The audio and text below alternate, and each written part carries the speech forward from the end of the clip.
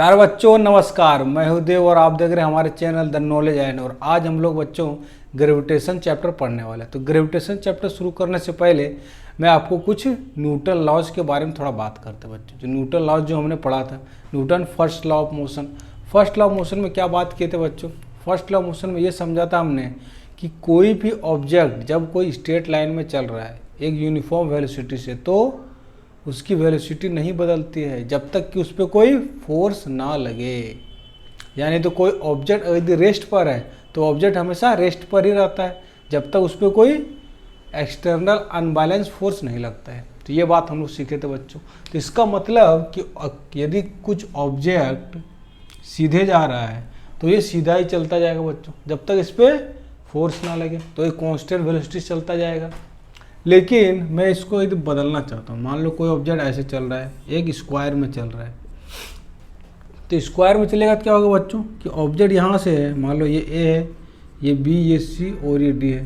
तो object A से चला, ये सीधा जा रहा है कांस्टेंट वेलोसिटी से, तो यहाँ तो फोर्स नहीं लग रहा है। लेकिन जब पार्टिकल इस कॉर्नर से होकर गुजरेगा तो उस पर एक फोर्स लगना अनिवार्य है। इसमें फोर्स लगेगा ही, क्योंकि अभी वेलोसिटी इधर की ओर है, वेलोसिटी अभी मान लो 2 मीटर पर सेकंड से जा रहा है।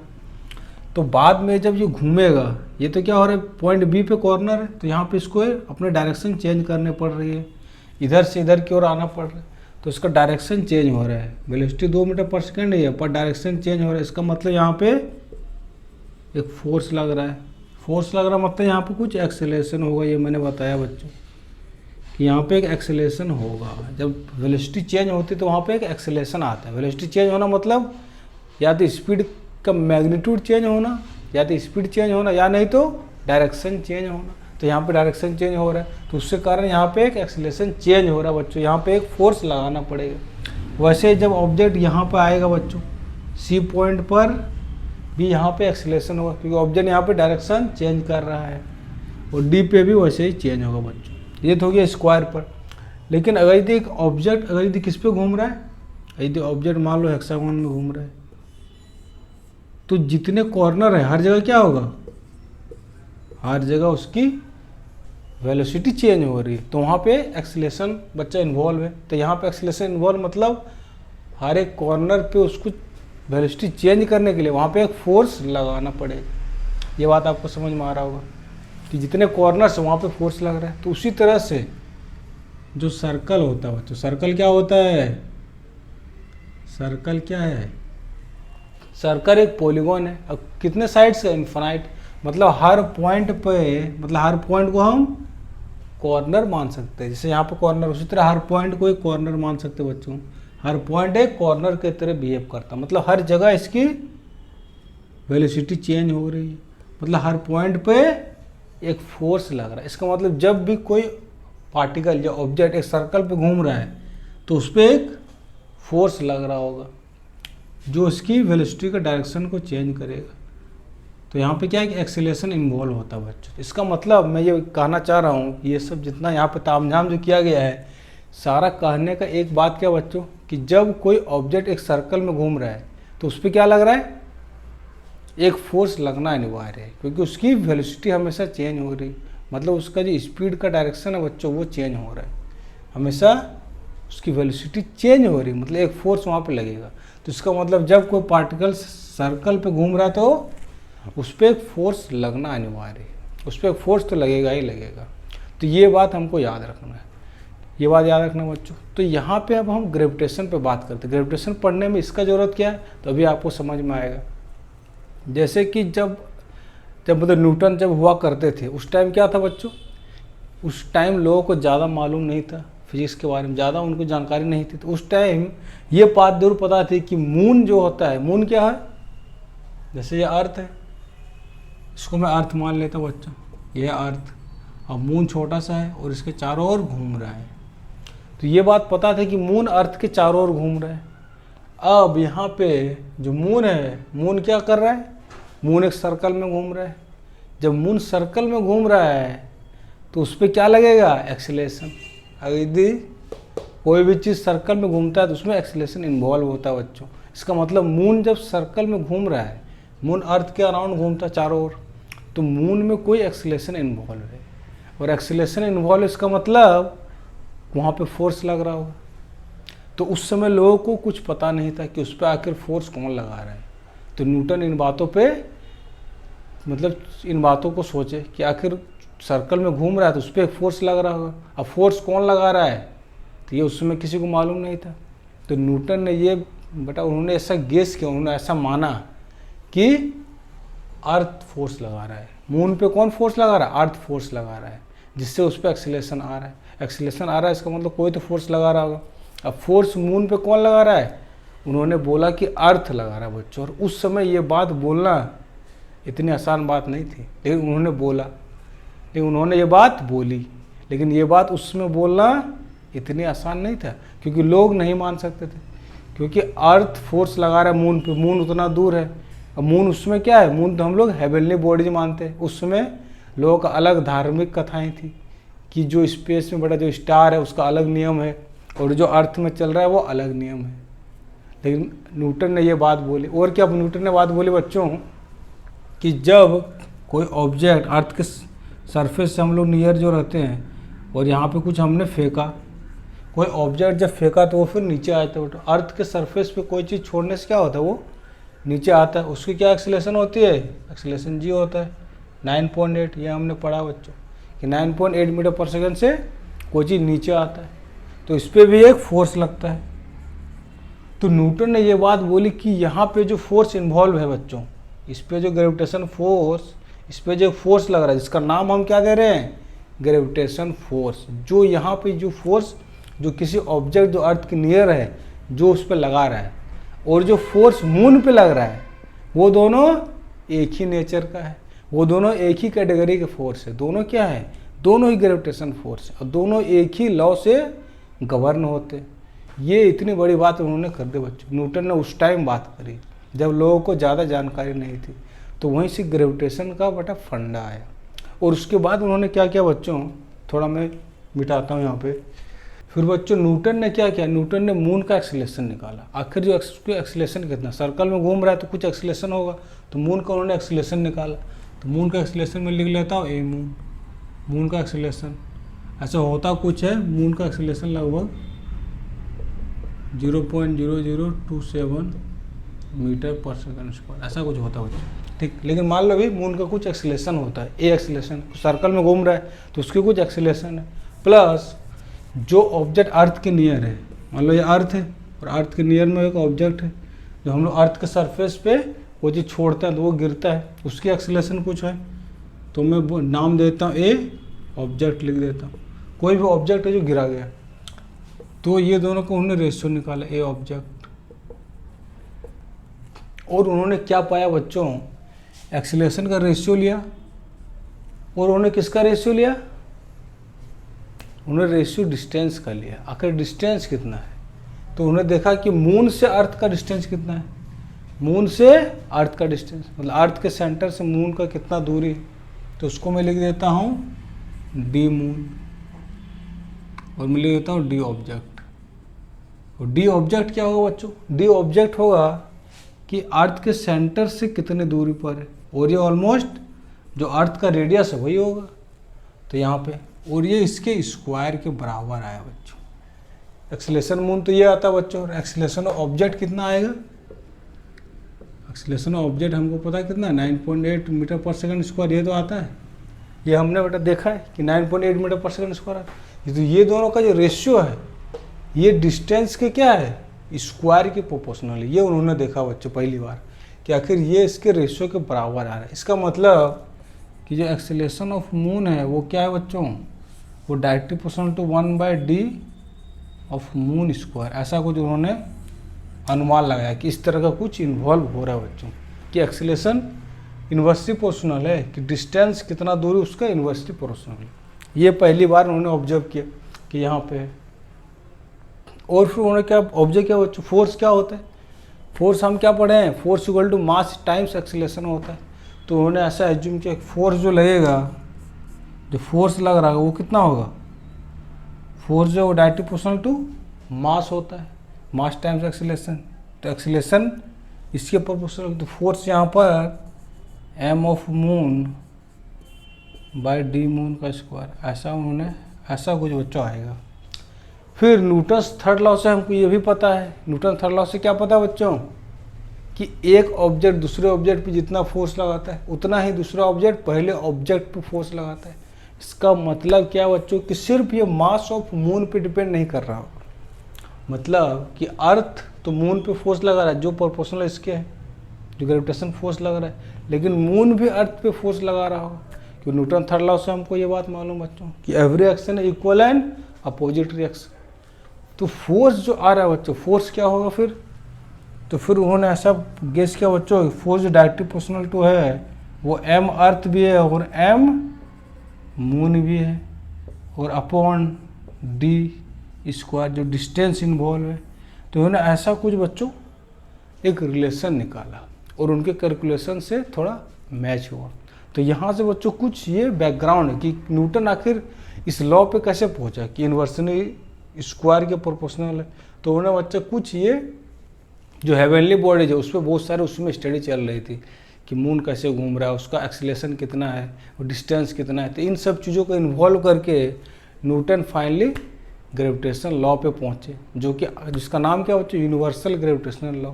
और उसी लॉ को हम लोग अब पढ़ने वाले बच्चों। तो उस लॉ को हम लोग अब देखते हैं आखिर उस लॉ को आखिर फंडामेंटली जो उतने सारे उन्होंने जो ऑब्जर्वेशंस किए उसका आखिर फाइनली रिजल्ट क्या आया, उसी का नाम पड़ा ग्रेविटेशन लॉ। और वही लॉ को हम लोग अभी समझने वाले हैं।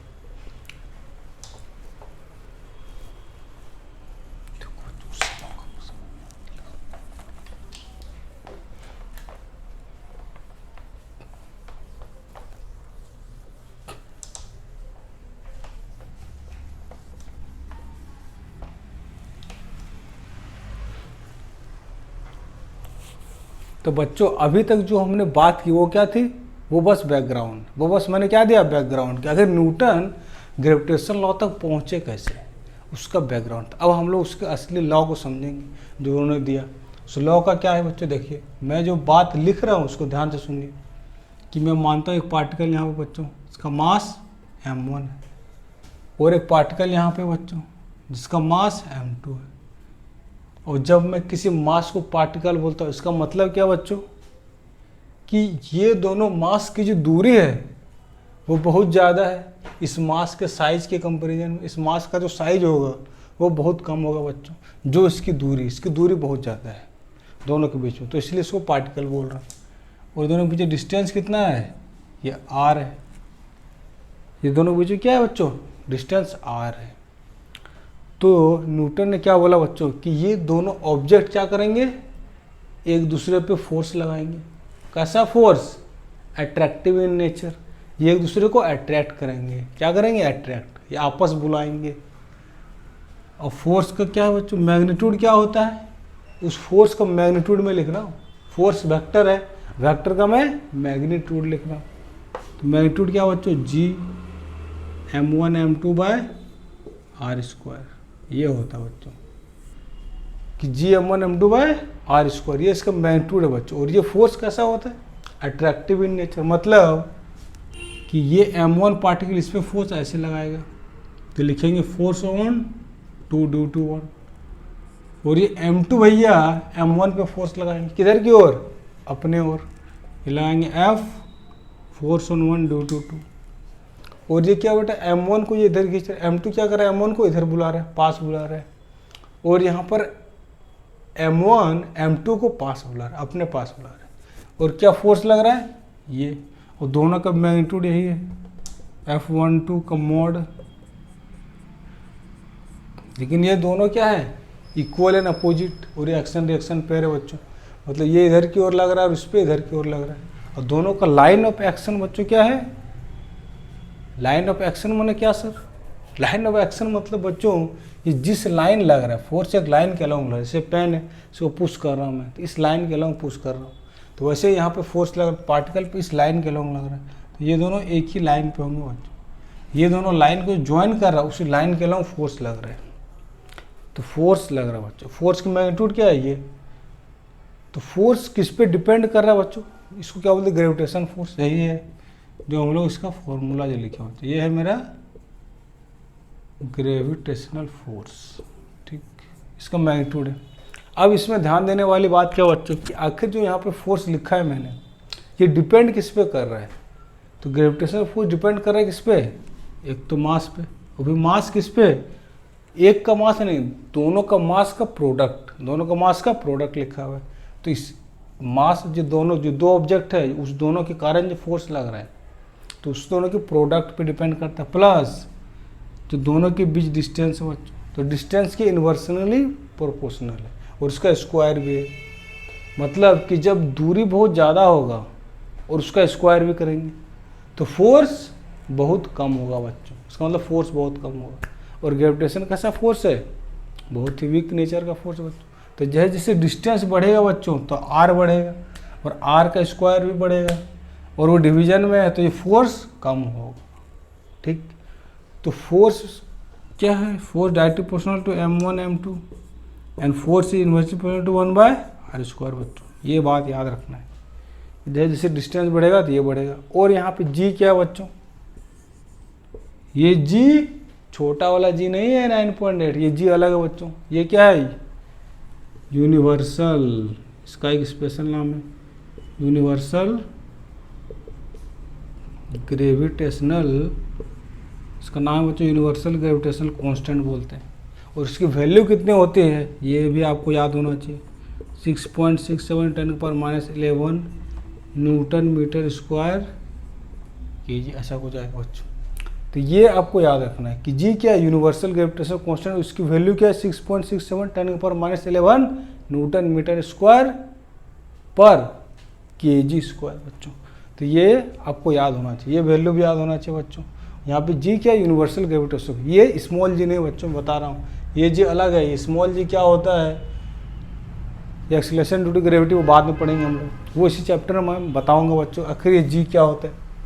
अभी आपको याद रखना है कि जो दो पार्टिकल्स हैं तो उसके कारण बच्चों एक फोर्स लगता है। क्या लगता है? Gravitation force. उस फोर्स की मैग्नीट्यूड, उसका वैल्यू ऐसे निकलता है।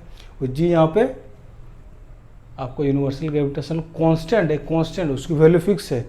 और m1 m2 आपका मास है जो केजी में लेंगे हम लोग, और r बच्चे डिस्टेंस जो हम लोग मीटर में लेने वाले हैं। तो अब हम लोग बच्चों एक सवाल करते हैं इसी कंसेप्ट पे और समझते हैं इस फॉर्मूला को। तो आइए बच्चों हम लोग एक सवाल करते हैं और समझते हैं आखिर ग्रेविटेशनल फोर्स को कैसे निकालते हैं, क्या उसके क्या होता है उसके बारे में थोड़ा समझेंगे। तो यहाँ पे सवाल क्या बच्चों लिखा, find ratio of F1 F2, और F1 F2 क्या यहाँ लिखा रखा बच्चों? Where F1 F2 are gravitational force in case 1 and case 2 respectively. Case 1 क्या बच्चों कि यहाँ 2m मास है, m मतलब कुछ बेटा यूनिट है, ये 2m मास है और यहाँ पे m मास है और डिस्टेंस r है। तो इस केस में जो फोर्स होगा ग्रेविटेशन फोर्स वो क्या है? उसका F1 बोल दिए। और केस 2 में क्या बच्चों? 3m मास है और यहाँ पे m मास है। तो ये दोनों के बीच में फोर्स लगेगा, उसका क्या है? उसका नाम F2 दिया है मैंने। तो ये दोनों का रेशियो निकालना, आखिर F1/F2 का रेशियो क्या होगा ये हमको बताना बच्चों, ये सवाल पूछे। तो पहले हम लोग जो फोर्स है ग्रेविटेशन फोर्स, उसका फॉर्मूला बच्चों मैंने अभी थोड़ा देर पहले डिस्कस किया। क्या होता है? F = Gm1 m2/r²। ये हमने पढ़ा बच्चों, यही हमने पढ़ा है ना, यही पढ़ा बच्चों। अब मैं F1 लिखता हूँ, तो पहले मैं F1 लिख लेता हूँ। F1 क्या होगा? F1 तो G तो सेम है, G हो गया। फिर यहाँ पे M1, M1 क्या है यहाँ पे? M1 है 2m, M1 क्या है? M1 है 2m, M2 क्या है? m, डिस्टेंस क्या है? r। ये हो गया F1। F1 की वैल्यू ये आ गया बच्चों, इसको थोड़ा और अच्छे से लिख लेते हैं। ये हो गया 2g, ये m² आ जाएगा और नीचे r², ऐसा आ गया बच्चों। ये F1 हो गया। उसी तरह F2 लिखते हैं। F2 क्या होगा? G M1, M1 यहाँ पे क्या है? 3m, M2 क्या है? m/r²। r क्या बच्चों यहाँ पर? r यहाँ 2r है, इसको भूल मत करो, यहाँ 2r है बच्चों, तो 2r का होल स्क्वायर। तो फाइनली ये आ जाएगा 3gm² और नीचे 2r का स्क्वायर क्या होगा? जल्दी बताओ, 4r²। अब मेरे को क्या करना बच्चों? अब रेशियो निकालना है। तो F1/F2 मैं कर देता हूँ, और F1/F2 में देखो बच्चों Gm²/r², यहाँ भी Gm²/r², ये तो कॉमन है। जब रेशियो लेंगे तो ये दोनों उड़ जाएगा। मतलब इस पार्ट को बच्चों मैं के बोल देता हूँ, ये 2k हो गया, तो यहाँ भी सेम है, और यहाँ पे 3/4 है, और इसको भी के बोल दिया, क्योंकि ये GM² को मैं के बोल रहा हूँ, GM²/r² को के बोल दिया यहाँ आगे। तो F1 क्या हो गया 2k, और नीचे ये क्या हो गया 3k/4 आएगा, तो k से k उड़ गया, और 4 ऊपर चला जाएगा तो हो जाएगा 8/3। तो आई होप बच्चों ये सवाल आपको समझ में आ गया होगा। क्या आंसर क्या आ जाएगा मेरा 8:3 बच्चों। इसका मतलब फोर्स यहाँ पे जो लग रहा है वो क्या है, वो ज़्यादा है बच्चों।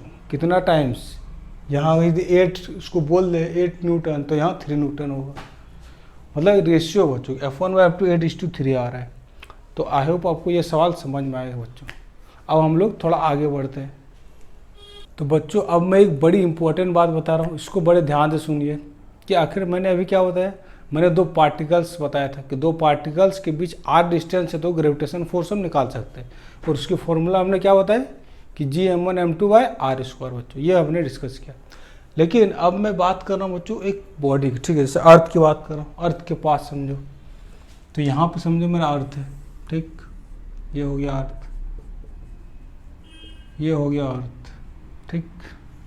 पार्टिकल्स मैंने क्या बोला था कि जब ऑब्जेक्ट बहुत दूर होते हैं तो पार्टिकल्स हम मान सकते हैं बच्चों उसको सेंटर पे। जैसे कि सन और अर्थ बच्चों बहुत दूर है, तो सन और अर्थ दोनों को पार्टिकल ही मान सकते हैं, ठीक। लेकिन यहाँ पे बच्चों ये अर्थ है और एक पार्टिकल इसके यहाँ पे पास में है बच्चों, यहाँ पर, ठीक। एक यहाँ पर पॉइंट मास है, यहाँ पे एक मास है, तो इसका मास तो अर्थ का m लिख दिया और इसका स्मॉल m लिख दिया बच्चों। अब ये बताइए कि ग्रेविटेशन फोर्स आखिर कैसे लिखा जाए। ग्रेविटेशन फोर्स कैसे लिखेंगे, क्योंकि हमने तो अभी पार्टिकल के लिए पढ़ा था, ठीक है। तो अर्थ को बच्चों हम क्या करेंगे, अर्थ बहुत सारे पार्टिकल है, तो यहाँ पे एक छोटा सा पार्टिकल है, ठीक है, यहाँ भी एक पार्टिकल है, इसको 1 बोल देते हैं, इसको 2 बोल देते हैं, इसको 3 बोल देते हैं, इसको 4 बोल देते हैं, इसको 5, इस तरह से बेटा बहुत सारे पार्टिकल्स हैं। तो इसके और इसके कारण फोर्स लगेगा ना भाई, बिल्कुल लगेगा सर। ग्रेविटेशन फोर्स ये दोनों पार्टिकल्स के बीच लग सकता है, बिल्कुल लगेगा सर। फिर ये दोनों पार्टिकल्स के बीच लगेगा, बिल्कुल लगेगा सर, क्यों नहीं लगेगा। फिर ये पार्टिकल्स और ये पार्टिकल्स के बीच भी लगेगा। तो इसी तरह से बच्चों हर पार्टिकल्स का क्या होगा, जो अर्थ पे जितने भी पार्टिकल्स है सब पार्टिकल्स क्या करेंगे, इस पे ग्रेविटेशन फोर्स लगाएंगे, और साथ ही साथ ये पार्टिकल भी अर्थ पे जितने पार्टिकल्स है सब पे फोर्स लगाएंगे। तो सर हम कैसे निकालें, हमारे पास तो कोई फॉर्मूला नहीं है जो हम निकाल सकें। हमको तो फॉर्मूला चाहिए सर जिससे वैल्यू हम निकाल सकें कि आखिर कितना ग्रेविटेशन फोर्स लग रहा है। और आप कह रहे कि यहाँ पार्टिकल तो है नहीं, क्योंकि ऑब्जेक्ट अर्थ के बहुत पास है, जैसे कि हम अर्थ पे खड़े हैं बच्चा, हम तो बहुत पास है, तो अर्थ और हम तो पार्टिकल है नहीं। तो इस केस में कैसे निकलेगा आखिर ग्रेविटेशन फोर्स कैसे निकलता है। तो ये चीज़ बच्चों आप क्या है, ये चीज़ आप हायर क्लास में पढ़ेंगे, 11th-12th में पढ़ेंगे कि आखिर जब ऑब्जेक्ट बच्चों पार्टिकल कंसिडर नहीं होगा तो सारे फोर्सेस का हम लोग इस पे जितने फोर्स लग रहे हैं बच्चों, इस पार्टिकल के कारण, इस पार्टिकल के कारण, इस पार्टिकल, ये सब हम लोग सारे पार्टिकल का फोर्स जो इस पे लग रहा है सबको हम लोग वेक्टर सम करते हैं, सबको जोड़ते हैं। और कैसे जोड़ते हैं, वेक्टर सम करते हैं। वेक्टर सम करने के बाद एक फोर्स इस पे दिखाते हैं बच्चों। तो फोर्स जो आता है बच्चों जब हम लोग अर्थ से बाहर होते हैं तो उसके लिए एक बड़ा ही स्पेशल रिजल्ट आता है। तो वो रिजल्ट मैं आपको बताता हूँ क्या होता है। रिजल्ट क्या है मैं आपको बता रहा हूँ बच्चों, ठीक। रिजल्ट क्या है वो मैं बता रहा हूँ। तो रिजल्ट देखिए क्या बच्चों, ये अर्थ था मेरा, ठीक। तो अर्थ को हम लोग क्या करते हैं, अर्थ को नियरली स्फीयर मानते हैं। अर्थ को क्या है, अर्थ नियरली स्फीयर है बच्चों। और स्फीयर के कारण कोई स्फीयर है, अगर यदि कोई एक स्फीयर है बच्चों, ये एक स्फीयर है, ठीक, और एक बाहर में एक पार्टिकल है इसके, ठीक है बच्चों। तो ये दोनों के बीच जो ग्रेविटेशन फोर्स लगेगा बच्चों, उस ग्रेविटेशन फोर्स को लिखने के लिए हम क्या कर सकते हैं, स्फीयर के सारे मास को, इस स्फीयर के सारे मास को इसके सेंटर पे मान सकते हैं। इस स्फीयर के सारे मास को